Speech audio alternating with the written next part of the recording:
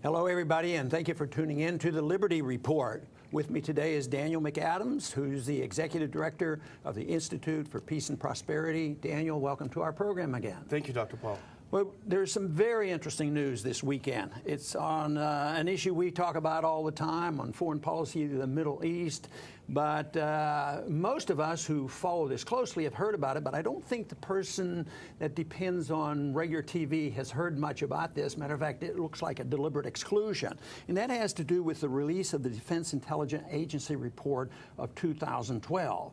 And Judicial Watch, which is a good organization, got the release of this. And although we had some suspicions of what was going on there, all of a sudden there is some confirmation. And I am quite sure that you have watched this carefully, and you might reveal a few of the things that was in this report. Sure. Remember, this was an assessment taken just about a year after the U.S. actively began destabilizing the Syrian government. So the Defense Intelligence Agency, which, along with State Department's Intelligence and Resource Division, was actually very accurate in 2002 on Iraq. They did an assessment in 2012, and here are the three big takeaways from what was a heavily redacted report, but there was some still in it. The first being that the U.S. knew al-Qaeda was a key part of the Syrian opposition from the beginning. I remember we were told that these were moderate rebels, but the U.S. knew that al-Qaeda was key. The second was that the destabilization of Syria could result in the creation of an Islamic state in eastern Syria. And here's the quote from the report. This is exactly what the supporting powers to the opposition want. It said the supporting powers were the Western countries, the Gulf states, and Turkey. The third big takeaway, and this is interesting considering what's happened in the past week or so, the creation of an Islamic state in eastern Syria would have, quote, dire consequences and, quote, listen to this, create ideal atmosphere for al-Qaeda to return to Mosul and Ramadi. See, for a while, we've been trying to sort this out. Are these people just really stupid? You know, we go over and they're supporting the wrong people, and the weapons end up in the hands of ISIS. And we say, well, they're either totally inept or stupid. But it turns out it's their strategy. You know, it's somewhat, very much like the strategy that was used in the 1980s when Brzezinski designed this thing that we're going to radicalize the Muslims, and which they did. The CIA radicalized Muslims in these madrasa schools. Hundreds of thousands of people went through these schools, and this is a continuation of this. So failure was actually their goal, and they weren't there to stop ISIS, but their goal, and you mentioned it, the main goal of all this activity was anti-Assad, anti-Russia part of that, and anti-Iran. But more directly at this moment, it's anti-Assad, and there was a lot of factions that wanted to do this. Obviously, Israel was in favor of this. The Saudis in particular were in favor of this. The military-industrial complex was in favor of this. And, of course, the people who would like to get a pipeline to secure the West against the East, since this is an East-West fight, was to get a pipeline through Syria so that Europe would have no dependency on Russia. It's exactly opposite of how a market would work, and people who are free and getting along with people, things would work out quite differently. So this was a design, and it's tragic that it was. And so it isn't stupidity, it's a stupid policy, but it wasn't that they didn't know what they were thinking they could do. Well, it seemed like they hoped they could create the emergence of an Islamic State type organization in Syria because they knew that's the only chance of overthrowing Assad. And of course, the implications are that he wasn't unpopular, so it wasn't a democratic uprising. So you had to do that, but they hoped it wouldn't spill into Iraq. And, a foreign policy based on hope like that doesn't seem awfully smart. Well, I think we get a little bit more insight to John McCain because, what's McCain doing? I mean, doesn't he have a better understanding of this? He's going over and meets with these people. And we think he doesn't have good judgment. Of course, we know he's a militant interventionist, but we figured, well, why is he doing this? Because it's all backfiring. Oh yeah, I know him. I've met him. We'll just give the weapons to these moderates, and lo and behold, they go over into the radicals. Which, if he's an understanding what this report is telling us, he was doing exactly what he wanted to do, because their goal was to get rid of Assad and restore a very Cold War with Russia. And get back at Iran, isolate Iran. Is another big factor. But, you know, he was checking on his assets then is what he was doing by That's being right. there. So, but it's the old East-West war going on right now, and we, instead of taking the advantage of the breakdown of the Soviet system, which there were some improvements. I mean, we have been and still are to some degree trading, you know, with Russia, and there are investments, but our policy is bound and determined to push Russia toward China and India and further east. And I've often brought up the subject, well, that's exactly what we're doing financially, too. And I think there's going to be a financial blowback, and I think there's going to be a blowback from this. You know, right now, ISIS is a blowback. I mean, all the killing going on, but it's used very effectively, you know, in the public relations here, the propaganda. Mm-hmm. It's easy to stir up the hatred and determination, and people were pretty sick and tired of our wars over there. But every single day it shifted.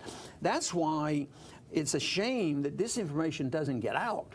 And I don't know, I can't find anything on the major media where they've spent any time on this, because in a way they just sort of march on with their propaganda, ignore this whole thing that they were doing. Well, they want to ignore it, but the big takeaway that I had from this information is that the Western governments used the mainstream media to put forth this information that there are moderate Syrian rebels that we're supporting, that it's a democratic movement, that these are liberals, these are good guys, when they knew all along that it was untrue, and they still passed it through the mainstream media, which reported it uncritically, just like they did in the run-up to the Iraq War. So I think the question that you had, why is the mainstream media not reporting on this? Because it just shows how much they are in bed with governments to push propaganda. You know, how long are the American people going to buy into this argument that we're defending freedom, defending the Constitution, and we are an exceptional nation, and our real goal is to spread democracy? You know, democracy, when we use our CIA to fix elections, democracy,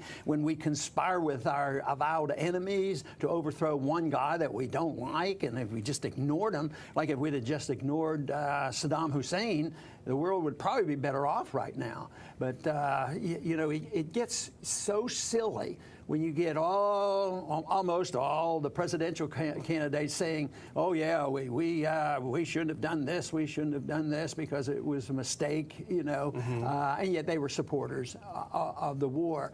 So they are bought into this, but the real fault is that we have such a small voice. I hope we get a better voice because so many people agree with this issue. And they're channeled, you know, through the media into believing that there will be need for troops. And you see it every single day, whether it's on CNN or Fox or MSNBC. How can we do this? And we just can't let this happen. We have a moral responsibility because we are the only superpower, and they're evil out there, except for the fact they're financing them. Yeah. The one thing we know that they're not learning anything from this report because, as we heard in the news today, the U.S. and Turkey have agreed in principle to establish a no-fly zone over Syria.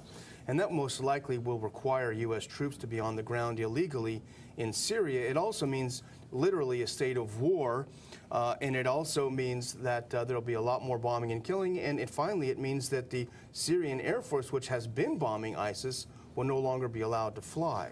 That's right, and the bombing is not going to satisfy the hawks. They're going to want the troops, and the military guy on CNN said, well, he knows he needs 500,000, to be a real military force and do something, and they still might lose like they did in Vietnam. He said, oh no, we need a couple thousand here and take this town, and we'll shift them over here and we'll take this other town. And then all of a sudden they're very frustrated, and they say, Secretary Carter comes out and says, oh, can you imagine it? The Iraqis don't want to fight. Well, maybe they're sick and tired of fighting, and maybe they see the people that are fighting against the invaders represent their views more so. But this whole idea they wouldn't fight, that should be a powerful message. And why, one thing which is so sad, but it sort of is a good thing that's coming on, because these presidential candidates are saying, even though they were all hawks, they say, it was a mistake. We wouldn't have done it this way. What about a guy that's been sent over there and lost a leg and people they knew died, and they're saying, well, we've been deceived by this, and this whole thing continues. Dr. Paul, today is Memorial Day, where we're supposed to honor the veterans, and how does this honor the veterans to? Well, it doesn't, and I mentioned the fact that, to me, one of the saddest things is that the propaganda says that we send our kids over there to risk their lives, lose their lives, and lose their limbs because they're protecting our Constitution in an unconstitutional war. We're protecting our liberties as the NSA just destroys our liberty, and it's so little to celebrate. But this had come up in the presidential campaign. It's very difficult to say, well, in a truly free society, a non-interventionist foreign policy, none of these deaths would have occurred, none of these injuries would occur, and it would be quite a different, because you cannot be insensitive, and I'm not. I claim that we who think that a different policy could have saved their lives are much more intense in our concern for the military than those who say, oh, this is an honorable thing, and it's why Memorial Day is just great. We have to praise them and thank you for your service. That's a cop-out. They're hiding behind it. They're using propaganda for themselves to make sure that they don't feel responsible, because I think they're sincere, but I think they're sincerely misled. So to me, that's a rather sad story, and I think Memorial Day ought to be a day when we remember some of our heroes. Matter of fact, I'm still on the side of Edward Snowden, considering him a hero. Daniel Ellsberg, got a lot of bad press and almost went to prison. John Kiriakou, who did go to prison. Went to prison. And there are so many out there that we don't even hear about that risk their lives. So, but only those who are able to kill a lot of people in a war that makes no sense. So it's tragic.